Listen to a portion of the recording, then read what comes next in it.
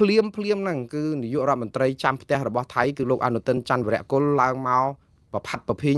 មកបកែកយកតែមែនតែម្ដងគាត់ថាអត់មានទេកុំច្រឡំអីសោះអត់មានបាត់ឈប់បាញ់អីណាទេគឺគាត់ភ័យនិយាយទៅនាយករដ្ឋមន្ត្រីចាំផ្ទះថៃនេះគឺភ័យខ្លាចមានបាត់ឈប់បាញ់ឆាប់ពេកគេនាំគ្នាបន់ស្រន់ឲ្យតែមានបាត់ឈប់បាញ់ហើយគាត់នឹងភ័យខ្លាចមានបាត់ឈប់បាញ់អញ្ចឹងយើងដឹងថាចេតនាអ្នកណាចង់ចិញ្ចឹមសង្គ្រាមហ្នឹងឯងមិនអញ្ចឹងឯងបងប្អូនហេតុអីបានជាគាត់ភ័យខ្លាចមានបាត់ឈប់បាញ់គាត់ប្រាប់ប្រជាពលរដ្ឋថៃ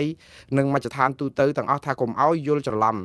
ពីរឿងសាររបស់លោកអាន់វ៉ាអ៊ីប្រាហ៊ីមដែលនិយាយថានឹងមានបាត់ឈប់បាញ់ម៉ោង10យប់នេះហ្នឹងគឺគ្រាន់ជាការស្នើទេតែថៃអត់ព្រមទេគេនិយាយចឹងគេថាថៃអត់ព្រមដោយសារអីលោកអនុទិនច័ន្ទវរៈគុលនិយាយអញ្ចេះសូមមិនប៉ុណ្្នឹងឯងសូមឲ្យសាធារណជនថៃហ្នឹងឬក៏សារព័ត៌មានថៃហ្នឹងកុំដកស្រង់មតិពីប្រព័ន្ធផ្សេងក្រៅពីប្រព័ន្ធផ្លូវការរដ្ឋាភិបាលទេខ្លាចគេដកស្រង់ទៅខុសថាថៃសុកស្រាប់តែមកឈប់បាញ់អីណាអត់ទេអត់ឈប់ទេហើយទាហានថៃហ្នឹងមិនត្រឹមតែប៉ុណ្្នឹងឯងមកប្រកាសទៀតថាវាយអត់ដកដៃទេគឺខេត្តស្រះកែវហ្នឹងគឺត្រូវតែវាយបន្តទៀតព្រោះអីគេថាខ្មែរនៅតែផ្លោង BM21 ចូលដែនអធិបតេយ្យរបស់គេអញ្ចឹងទៅប៉ុន្តែបាននិយាយសោះពីរឿងអា F16 អា Gripen Fighter Jet យកមកទម្លាក់ខ្ទេចខ្ទីអស់នៅក្នុងដែនអធិបតេយ្យរបស់កម្ពុជាបាទមើលអត់ឃើញកន្លែងហ្នឹងតែបើមើលឃើញអាគេការពារខ្លួនបាញ់ទៅវិញហ្នឹងមើលឃើញខ្លាំងណាស់ដល់អញ្ចឹងទៅថៃនិយាយចេះថាទី1គឺទាត់ចោលការលើកឡើងរបស់លោកអាន់វ៉ាអ៊ីប្រាហ៊ីមដែលថាមានបទជប់បាញ់ម៉ោង10ហ្នឹងអញ្ចឹងថៃថាអត់មានទេហើយមិនត្រឹមតែថាអត់មានទេដឹងថៃថាមិនអីបងប្អូនលោកអនុទិនច័ន្ទវរៈគុលនឹងថ្លើមធំដល់ប៉ុណ្ណេះទៀតឬក៏ជាល្បិចរបស់ថៃខ្ញុំមិនដឹងដែរសំទោសតែប្រើពាក្យសិទ្ធថ្លើមធំអ្នកសារព័ត៌មានមិនគួរជ្រុលជ្រៅដល់រឿងនេះតែចេះតែមួម៉ៅរឿងថៃពេកខូចពេកគាត់ថាចេះគាត់ស្នើឲ្យថាបើចង់ឲ្យមានបាត់ឈប់បាញ់មែនតើណាគាត់ទាមទារឲ្យកម្ពុជាសរសេរសំណើជាផ្លូវការទៅកាន់ថៃណាចាប់ផ្ដើមរករឿងហ្នឹងណាបានន័យថាម៉េចបានន័យថាបើមានបាត់ឈប់បាញ់អត់មានសរសេរសារតាម Facebook ទេអត់មានឆ្លើយឆ្លងគ្នាតាម Facebook ទេគឺត្រូវសរសេរសារទៅសុំថៃថាឥឡូវឈប់បាញ់អាហ្នឹងបានថៃពិចារណាឬយល់ព្រមណាទៅចេញចេះវិញអញ្ចឹងបានន័យថាម៉េចចង់ឲ្យកម្ពុជាដែលជាជនរងគ្រោះហ្នឹងទៅសំពះអង្វរសុំជនដែលរំលោភហ្នឹងសុំឲ្យលើកលែងឈប់រំលោភតទៅទៀតអញ្ចឹងហ៎អត់មានថារកថ្កោលទោសជនដែលរំលោភហើយអ្នកដែលរំលោភគេហ្នឹងបើដឹងខ្លួនខុសហើយត្រូវសុំទោសហើយត្រូវឈប់អាសកម្មភាពហ្នឹងទៅកុំឲ្យបន្តកាន់តែជ្រុលវាអត់ទៅជាអញ្ចឹងឥឡូវអ្នកដែលជន់ដៃដល់ដែលជាអ្នករំលោភកំពុងតែដើរតួជាជនរងគ្រោះហើយចង្អុលមកកម្ពុជាថាត្រូវតែសរសេរសំណើទៅថៃមុនអត់មានសរសេរតាមបណ្ដាញសង្គមឆ្លើយឆ្លងគ្នាយកប្រព័ន្ធផ្សព្វផ្សាយធ្វើជាឈ្នន់ជាយានជាមធ្យោបាយទេថៃគេចាប់ផ្ដើមគេហៅថាផ្លូវការគេចាប់ផ្ដើមចាស់ទុំគេថាបើចង់ជជែកគ្នាហើយចង់ឲ្យមានសុខសន្តិភាពអញ្ចឹងមែនហើយចង់ឲ្យមានបាត់ឈប់បាញ់មែនមិនមែនឆ្លើយឆ្លងគ្នាតាមទូរស័ព្ទបើហៅតាមបណ្ដាញសង្គមនេះគឺត្រូវតែតាក់ទងតាមប្រព័ន្ធផ្លូវការណាមួយទៅថៃឲ្យប្រាប់ថាសុំឲ្យមានបាត់ឈប់បាញ់បានថៃយកមកពិចារណាខ្ញុំថារឿងនេះដូចជាលើសបន្តិចដែរថៃណាព្រោះចេតនារបស់ថៃមិនមែនចង់ឲ្យមានបាត់ឈប់បាញ់ទេចេតនារបស់ថៃគឺកំពុងតែស្វាស៊ីបាយលៀបមាត់ពពែចង់ឲ្យកម្ពុជាលូនទៅស្នើសុំទៅដើម្បីឲ្យអន្តរជាតិមើលមកថាកម្ពុជាជាអ្នកប្រព្រឹត្តជាអ្នកដៃដល់ជាអ្នកធ្វើខុសដូច្នេះហើយបានជាទៅសុំគេឈប់បាញ់ដូចអារឿងព្រំដែនអញ្ចឹងថៃអ្នកបិទមុនទេដល់អញ្ចឹងទៅមកចង់ឲ្យសម្របសម្រួលឲ្យខ្មែរបើកមុនចង់ឲ្យពិភពលោកស្ដាប់មកថាខ្មែរទេជាអ្នកនាំអាតបិទព្រំដែនមុនតែអ្នកណាមិនដឹងថាទាហានថៃទៅអ្នកបិទមុនហើយឥឡូវព្រំដែនបិទដដែលហ្នឹងគឺដោយសារថៃខ្លួនឯងតាខ្មែរបានប្រាប់ឲ្យថា5ម៉ោងក្រោយនឹងបើកអីចឹងទៅដូច្នេះអារឿងនេះហើយដែលធ្វើឲ្យថៃកាន់តែជ្រុលកាន់តែមែនតែយ៉ាងណាបងប្អូនអត់មានអីប្លែកទេព្រោះថៃចង់ចិញ្ចឹមសង្គ្រាមនេះឲ្យអូសបន្លាយកាន់តែយូរកាន់តែល្អដើម្បីប្រយោជន៍នយោបាយបោះឆ្នោតស្រុកថៃឯណោះដែលអត់ត្រូវគ្នាដូចអញ្ចឹងអ្នកណាដែលឡើងមកឬក៏កំពុងតែឃោសនាយកសលេងឆ្នោតហ្នឹងគឺដឹងតែយកព្រំដែនហ្នឹងដុតឲ្យឆេះហើយអត់ត្រូវគ្នាទេហើយអ្នកណាទម្លាក់គ្រាប់កាន់តែច្រើនអ្នកនឹងកាន់តែបានប្រជាប្រិយក្នុងចំណោមមហាជនថៃកាន់តែច្រើនឲ្យតែទម្លាក់គ្រាប់បំផ្លាញហេដ្ឋារចនាសម្ព័ន្ធក្នុងស្រុកខ្មែរកាន់តែច្រើនអ្នកនោះឯងនឹងបានមេដៃមីហើយវាអកុសលចឹងណាបងប្អូននយោបាយកក្រិចណាស់ពេលនេះហើយយើងក៏ដឹងដែរព្រោះអីបើសិនជាយើងមើលគេមានការផ្សះផ្សាលោកអាន់វ៉ាអ៊ីប្រាហ៊ីមទៅប្រហែលដងហើយលោកដូណាល់ត្រាំក៏ជួយអន្តរាគមន៍លោកអាន់វ៉ាអ៊ីប្រាហ៊ីមទៅទៀតនៅតែថៃអត់ព្រមតើអ្នកណាខូចឲ្យប្រកាសទៅបងប្អូនសាកគិតទៅមើលឥឡូវនិយាយអំពីដើមចមនៃបញ្ហាម្ដងទៀតតើរឿងអីដែលជាដើមចមនៃបញ្ហាឲ្យពិតប្រាកដថៃកំពុងតែខកចិត្តនឹងសហរដ្ឋអាមេរិកឥឡូវថៃហ៊ានប្រាប់ ធ្វើសន្និសីទសារព័ត៌មានទាំងយោធាថៃទាំងរដ្ឋមន្ត្រីក្រសួងការបរទេសចាំផ្ទះថៃហ្នឹងគឺលោកសេហស័កពួងកេតកែវទាំងលោកអនុទិនច័ន្ទវរៈគុលដែលជានាយករដ្ឋមន្ត្រីចាំផ្ទះដែរហ្នឹងគឺធ្វើសន្និសីទសារព័ត៌មានភ្លាមហើយប្រាប់ទៅសារព័ត៌មានអំពីជំហររបស់ថៃខកចិត្តសហរដ្ឋអាមេរិកនិយាយជាផ្លូវការតែម្ដងថាថៃខកចិត្តនឹងលោកដូណាល់ត្រាំណាដែលក្តាប់ព័ត៌មានអត់ជុំដៃណាទៅនិយាយថាលោកត្រាំក្តាប់ព័ត៌មានអត់ជុំដៃទេអត់ជុំហើយមកថ្លែងសារដែលធ្វើឲ្យមានការយល់ច្រឡំភ័ន្តច្រឡំពីរឿងថាភាគីថៃយល់ព្រមឈប់បាញ់បងប្អូនប្រហែលជាចាំទេលោកត្រាំម្សិលមិញនេះគឺគាត់បានចេញសារមួយប្រាប់ថាបានជួបលោកអនុទិនច័ន្ទវរៈគុលនិងលោកហ៊ុនម៉ាណែតពិភាក្សាគ្នាដោយទាំងលោកអាន់វ៉ាអ៊ីប្រាហ៊ីមទៀតផងថាភាគីទាំងពីរយល់ព្រមឈប់បាញ់ចាប់ពីយប់ថ្ងៃទី12នៅឯប្រទេសអាមេរិកគឺនៅរដ្ឋធានី Washington ដែលត្រូវនឹងម៉ោងប្រហែលជា12ថ្ងៃត្រង់មិញនេះថ្ងៃទី13ខែធ្នូនេះ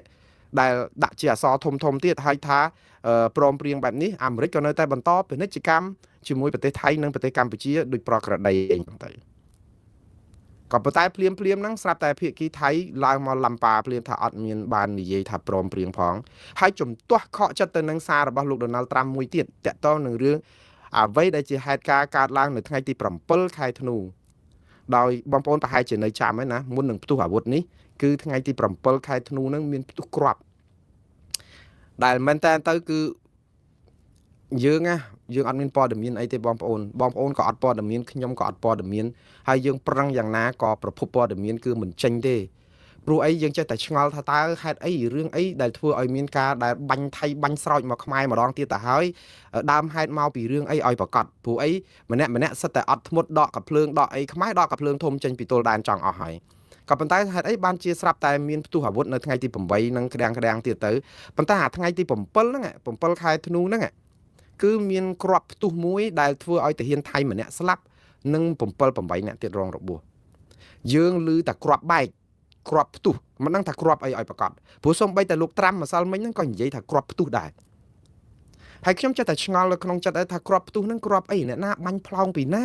ឲ្យប្រកាសអីអញ្ចឹងទៅឬក៏បាញ់ផ្លោងពី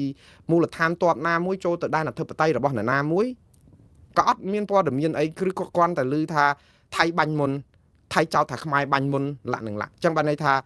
អារឿងបាញ់មុនបាញ់ក្រោយហ្នឹងគឺជារឿងបន្ទាប់ពីអាផ្ទុះគ្រាប់ហ្នឹងតើគ្រាប់ហ្នឹងគ្រាប់អីគេខាងកម្ពុជាក៏អត់មាននិយាយអីសោះខាងថៃក៏អត់មាននិយាយអីសោះអារឿងផ្ទុះគ្រាប់ដំបូងថ្ងៃ7ហ្នឹងទៅតែពេលជួបលោកត្រាំទេដែលលោកត្រាំថាអារឿងផ្ទុះគ្រាប់តាមដងផ្លូវនៅចើមផ្លូវនេះគឺជារឿងចៃដន្យគឺជាគ្រោះថ្នាក់ដោយចៃដន្យទេគ្មានចេតនាទេ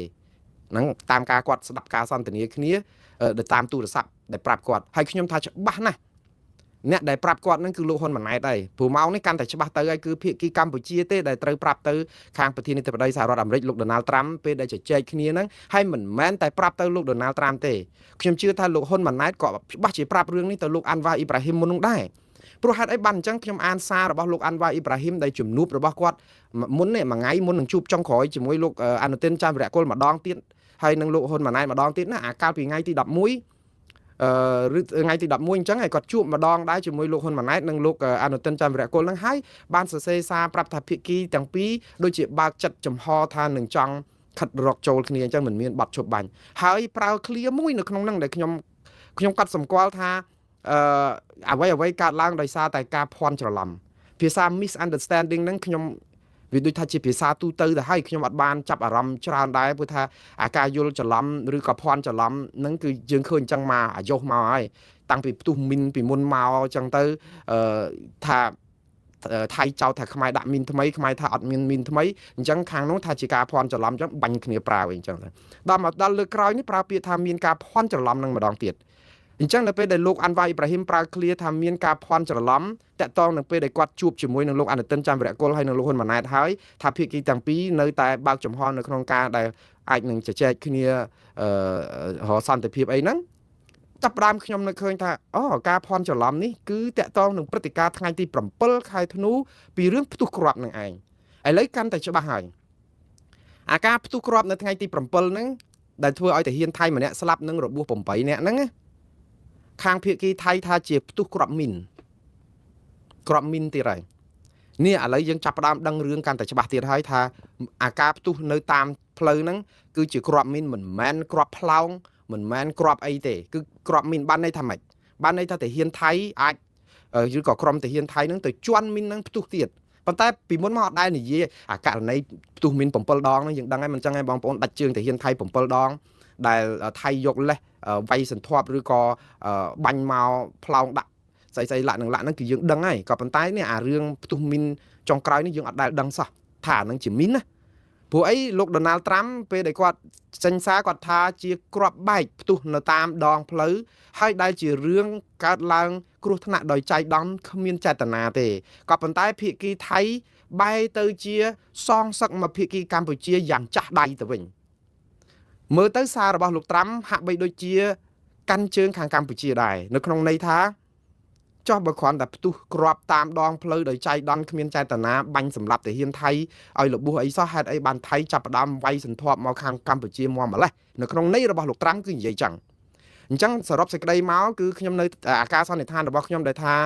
លោកហ៊ុនម៉ាណែតនិយាយប្រាប់ទៅខាងភាគីទាំងម៉ាឡេទាំងអាមេរិកហ្នឹងគឺច្បាស់ជាប្រាប់គេថាអ្វីដែលកើតឡើងដំបូងឡើយមិនមែនខ្មែរជាអ្នកផ្ដើមបាញ់មុនទេគឺបានន័យថាវាអាចជាឧបទ្ទវហេតុឬក៏ហេតុការណ៍ផ្ទុះមីនដោយចៃដន្យគ្រោះថ្នាក់ដោយចៃដន្យនឹងហើយដែលធ្វើឲ្យស្លាប់ទាហានថៃនិងលបួសទាហានថៃដោយអចេតនាដែលជារឿងដែលនិយាយទៅគ្មានការប៉ុនប៉ងប្រាថ្នាអីអញ្ចឹងណាអាហ្នឹងបើតាមភាគីកម្ពុជាឬក៏សំណេរហ្នឹងប៉ុន្តែថៃបែរទៅជាយកអាហ្នឹងជាលេសវាយសន្ធាប់មកខ្មែរថាខ្មែរចាប់ផ្ដើមផ្ទុះអាវុធមុនអីអញ្ចឹងឥឡូវថៃនៅម្ដងទៀតទាំងយោធាថៃទាំងរដ្ឋមន្ត្រីការបរទេសថៃទាំងលោកអនុទិនច័ន្ទវរៈគុលសុទ្ធតែនិយាយដូចគ្នាថាមីនអាផ្ទុះថ្ងៃ7ខែធ្នូហ្នឹងគឺជាមីនទេដែលស្លាប់ទាហានថៃយើងដឹងហើយពីមុនផ្ទុះមីនស្លាប់ដាច់តែជើងឯងប៉ុន្តែឥឡូវបែរទៅជាផ្ទុះមីនស្លាប់តើមីនប្រភេទអីទៅដែលធ្វើឲ្យស្លាប់ទាហានបានព្រោះបើប្រភេទមីនខ្យល់គេហៅមីនខ្យល់បងប្អូនអា PM2 ហ្នឹងមីនដែលឃើញដាច់ជើងរាល់ដងហ្នឹងគឺបានន័យថាវារចនាមកដើម្បីឲ្យតែដាច់ជើងទេគឺមិនសម្លាប់ទេព្រោះអីគោលការណ៍របស់មីនហ្នឹងគឺធ្វើឲ្យពិការទាហានប៉ុន្តែដល់តែពេលមានស្លាប់មនុស្សតើមីនប្រភេទអីតើវាមិនមែនគ្រាប់បែកឬក៏យ៉ាងម៉េចបបាក់បងប្អូនយើងវាអត់មានព័ត៌មានតែឥឡូវថៃគេសរុបសេចក្តីមកគឺគេយកព្រឹត្តិការណ៍ដែលផ្ទុះនៅថ្ងៃទី7ខែធ្នូហ្នឹងថាជាមីនដែលខ្មែរដាក់ថ្មីទៀតធ្វើឲ្យទាហានថៃជន់មីននឹងផ្ទុះហើយស្លាប់ហើយលបួសបានជាគេមិនអាចអត់ឱនបានព្រោះគេថាអានេះគឺជាការបំពានកិច្ចព្រមព្រៀងនៃបទឈប់បាញ់ព្រោះម្ដងហើយម្ដងទៀតគេចោទថាខ្មែរនៅតែដាក់មីនធ្វើឲ្យគ្រោះថ្នាក់ដល់ទាហានថៃនេះអ្វីដែលថៃគេលើកឡើងប៉ុន្តែលោកត្រាំហាក់បីដូចជាយល់ស្របថាបើមីនក៏មីនចោះប៉ុន្តែវាជាគ្រោះថ្នាក់ដោយចៃដន្យដែលថាអាចកម្ពុជាបញ្យល់ទៅថាមិនមែនជារឿងដាក់មីនដាក់អីទេវាអាចជាការផ្ទុះដោយចៃដន្យគ្មានចេតនាអីប៉ុន្តែហេតុអីបានជាថៃត្រូវការមកវាយប្រហារគ្រប់ទិសបែបនេះមកលើស្រោចមកលើកម្ពុជាហើយវាយមួយថ្ងៃវាស់ល្ងាច24ម៉ោងវាយខ្មែរទក់សាច់ខ្មែរអត់តដៃទេរហូតតតែលោកហ៊ុនសែនចុងក្រោយថាខ្មែរអស់ការអត់ធ្មត់តដៃទៅវិញប៉ុន្តែអាការដែលថាខ្មែរអត់តដៃហ្នឹងគឺខ្មែរតដៃតាំងពីថ្ងៃដំបូងទេព្រោះអីទាហានជួមកប្រាប់មកថាអត់ដែលទុកផងបាញ់តបតាមលទ្ធភាពដែលអាចធ្វើបានគ្រាន់តែថាមិនទាន់បាញ់កំភ្លើងធំផ្លោងអីច្រើនទាល់តែមានបញ្ជាពីថ្នាក់លើដែលឲ្យបាញ់ BM21 ហ្នឹងបានទៅតែបាញ់តបតែអាពេលដែលថៃបាញ់ទៅបាញ់អីហ្នឹងមានកំភ្លើងខ្មែរបាញ់ឆ្លងដែលថាតដៃគ្នាដែរហ្នឹងមិននៅស្ងៀមដែរហ្នឹងបើតែថាខាងលើចេះថាអត់តឲ្យនៅស្ងៀមតែខាងក្រោមនោះមើលទៅដូចជារពើរពើងដែរព្រោះអីធំមិនបានគេមករំលោភបំពានខ្លាំងពេកអញ្ចឹងហើយបានតែយើងឃើញ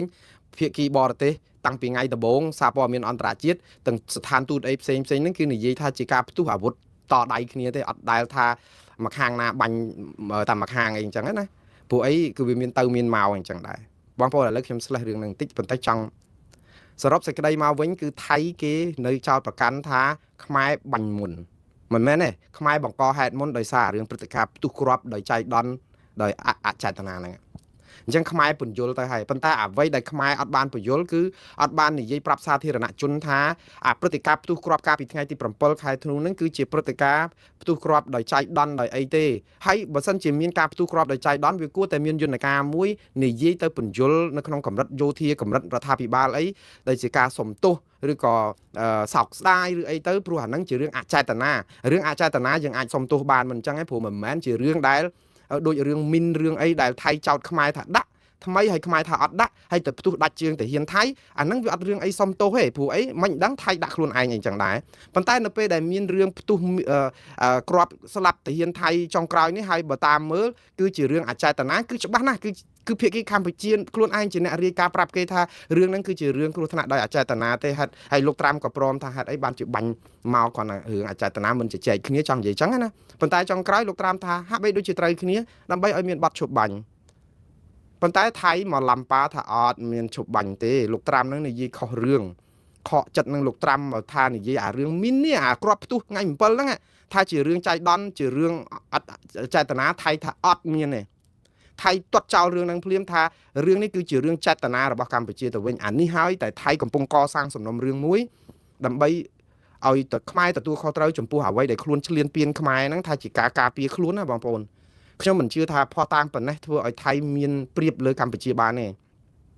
ព្រោះអីបើរឿងអបតវហេតុដែលកើតឡើងនៅថ្ងៃទី7ខែធ្នូហ្នឹងថាវាជាមានផ្ទុះដោយអចេតនាយ៉ាងច្រើនត្រឹមការសម្របសម្រួលគ្នាសុំទោសសុំអីគ្នាទៅវិញទៅមកអីចឹងទៅมันអាចដល់ថ្នាក់ការទៅបាញ់ប្លង់សម្រាប់ប្រជាពលរដ្ឋយោធាអីពេញទឹកពេញដីទាំងសងខាងបែបនេះទេវាអត់ត្រូវមានដល់រឿងប៉ុណ្ណឹងទេអញ្ចឹងបានន័យថាម៉េចបានន័យថាថៃមានមហិច្ឆតាចិញ្ចឹមសង្គ្រាមនេះឲ្យវាក៏ក្រើកមិនចំពោះថាមានរឿងអីកើតឡើងទេអានេះហើយជារឿងដែលអកុសលមែនតើតែយើងមើលថៃកំពុងតែទាញភ័ស្តុតាងហ្នឹងថាអាព្រឹត្តិការណ៍ហ្នឹងមិនមែនជារឿងចៃដន្យដោយអចេតនាទេគឺជារឿងចេតនារបស់កម្ពុជាបង្កសង្គ្រាម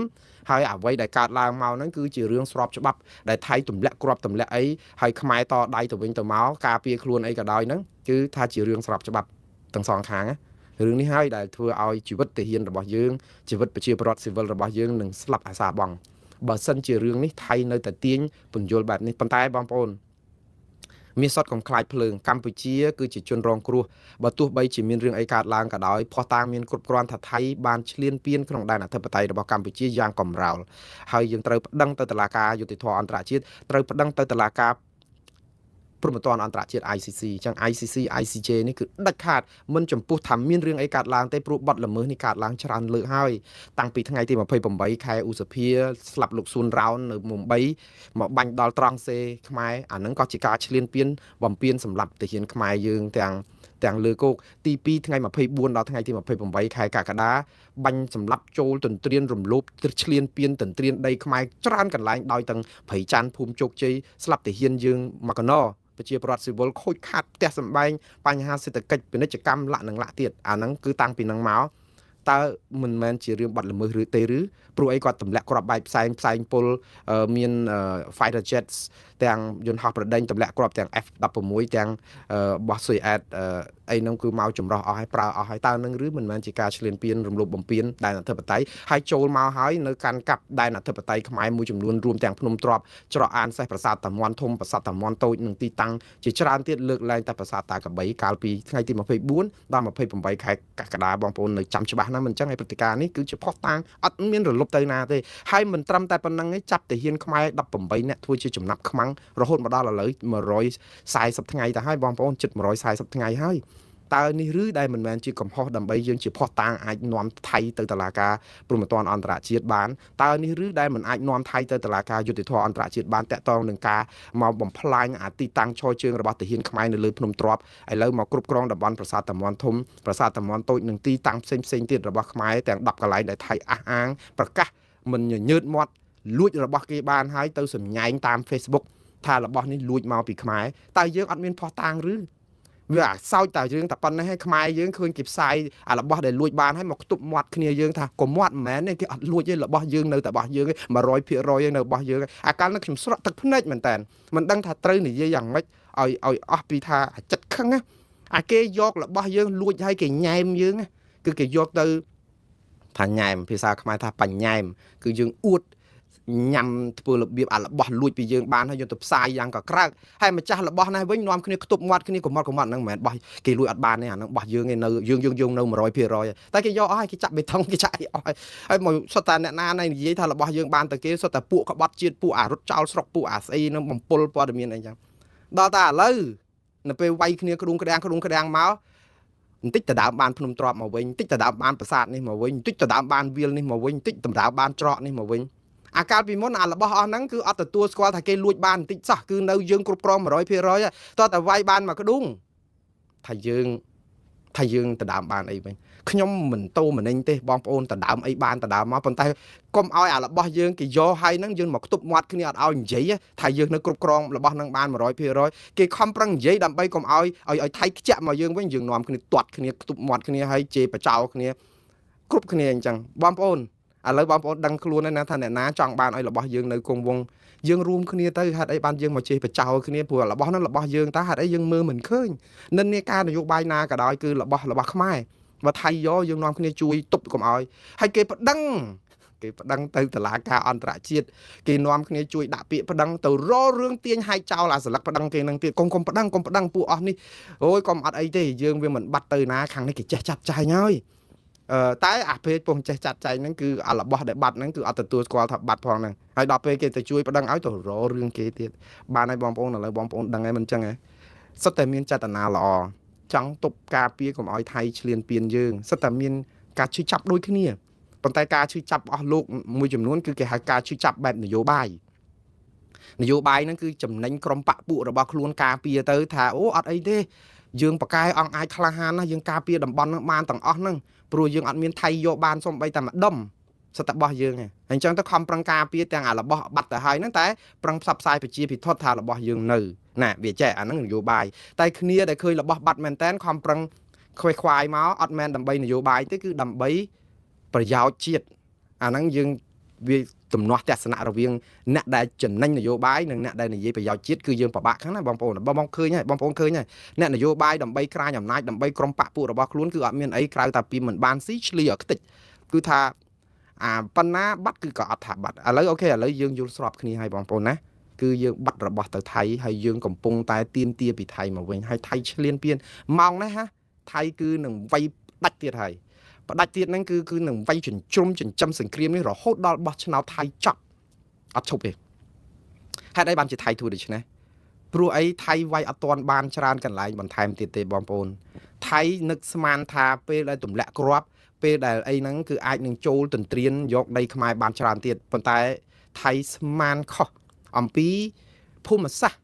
ទល់ដែនដែលមានព្រៃក្រាស់ដែលមានបញ្ហាលំបាកច្រើនរឿងថ្មើរជើងថៃចូលអត់បានទេខ្ញុំនៅតែប្រកាន់ចំហថាបើត្រឹមថ្មើរជើងឲ្យតែហ៊ានចូលថៃចូលមកគឺជាកន្លែងកប់សពរបស់តាហ៊ានថៃហើយព្រោះអីអាព្រៃស្ដុកព្រៃអីចំការមានចំការអីនេះអត់មានអ្នកណាដកបាននៅក្នុងពេលឥឡូវទេហើយអាហ្នឹងហើយដែលជាសារៈសំខាន់នៃចំការមីនដែលមាននោះវាជួយយើងបានចឹងដែរតែជាការអកុសលអាក្របផ្លោងពីលើហ្នឹងគឺវាមានបញ្ហាមែនហើយចឹងបានថាបើមានសំណាញ់មេឃចាប់វាឲ្យអស់អាហ្នឹងថៃគឺដឹងតែបាក់ស្បាតហើយថៃរាល់ថ្ងៃហ្នឹងអាងតែរឿងគ្រាប់បែកចកោមហើយនឹងអា F16 ហ្នឹងតែប៉ុន្តែបងប្អូនអា F16 ហ្នឹងណាមែនតើនិយាយឲ្យមែនតើទៅវាបាញ់ទម្លាក់គ្រាប់ចោលបានផ្ដាច់ស្ពានផ្ដាច់សំណង់អាគារអីប៉ុន្តែបើថាឲ្យទម្លាក់ឲ្យចំកន្លែងត្រង់សេតាហ៊ានយើងអីហ្នឹងគឺអូយទម្លាក់ចោលទេវាមិនងាយអាណាទៅទម្លាក់ចំហ្មងទេព្រោះអាហ្នឹងវាមិនដូចដ្រូនដូចអីទេវាគ្រាន់តែជាការកម្លាអីធ្វើអស់ចាយអញ្ចឹងប៉ុន្តែបើសិនជានៅតែធ្វើបែបនេះហើយតាហ៊ានថ្មើរជើងចូលអត់រួចគឺនៅតែមិនអាចឈ្លានពានចូលមកបានប៉ុន្តែថៃនឹងវាយយកតែមែនតែនតែម្ដងដោយសារអីចង់យកប្រាសាទតាកបីឲ្យបាននឹងចង់យកប្រាសាទខ្នាទៅគ្រប់គ្រងឲ្យបានយ៉ាងហោចណាស់ត្រឹមមានបទឈប់បាញ់លើក្រោយនេះណាក៏គ្រប់គ្រងតំបន់ឬក៏ប្រាសាទបាន1 2ទៀតដែរព្រោះអីទីតាំងប្រាសាទនេះគឺថៃយកជាគេហៅថាសម្លេងនយោបាយដើម្បីឲ្យគណៈបកណាឬក្រុមណាទៅហ៊ានណាដែលនេះហ្នឹងគឺគេបានជោគជ័យហើយកំតិចខ្ទេចខ្ទីអីក៏ដោយឲ្យតែបានគ្រប់គ្រងគឺគេចាត់ទុកថាអាហ្នឹងគឺជាជោគជ័យហើយព្រោះយកទីតាំងប្រាសាទជាដួងព្រលឹងរបស់ខ្មែរបានណាមកត្រឹមរំលាយស្ពានបាញ់កំតិចអាគារកាស៊ីណូដែលគេបោះបង់ចោលឬក៏អីហ្នឹងជាការពិតហើយវាខូចខាតខ្ទេចខ្ទាំដល់ដួងចិត្តខ្មែរហើយប៉ុន្តែឲ្យដកដួងព្រលឹងខ្មែរវាដកអត់បានទេអញ្ចឹងថៃត្រូវដកដួងព្រលឹងខ្មែរគឺដកប្រាសាទខ្មែរពីខ្មែរអញ្ចឹងបានប្រឹងវាយណាឲ្យតែទីមានប្រាសាទហ្នឹងគឺថាចង់ហ្មងទោះជាក្នុងតម្លៃណាហើយខ្ញុំសរសើរកងយុទ្ធមិត្តយើងដែរគឺប្រឹងប្រែងខ្លាំងមែនតើពលីដើម្បីក្រាញនានាលទប់ការពារប្រាសាទយើងហ្នឹងហើយខ្ញុំជឿថារឿងនេះគឺជារឿងប្រថុយគ្រោះថ្នាក់របស់ពួកគាត់នឹងភាពអង្អាចក្លាហានចឹងមកខ្ញុំនៅម្ដងហើយម្ដងទៀតគឺមានអីក្រៅតែពីជួយបួងសួងសូមឲ្យវត្ថុស័ក្តិសិទ្ធិនៅក្នុងលោកទាំងអស់ជាពិសេសអរុកអរិយអ្នកតាព្រៃភ្នំនៅតំបន់ក្រំថ្មហ្នឹងជាដួងព្រលឹងវីរៈបរោះខ្មែរដែលស្នេហាជាតិនឹងជួយតាមថែរក្សាការពារគាត់ផង ព្រោះការពារឲ្យរួចផុតពីក្របផ្លោងឬក៏ក្របរបស់ខាងប្រជាមិត្តហើយសូមឲ្យអំពើបាបរបស់ប្រជាមិត្តនឹងទទួលបានបាបកម្មទៅតាមយថាកម្មរបស់ពួកគាត់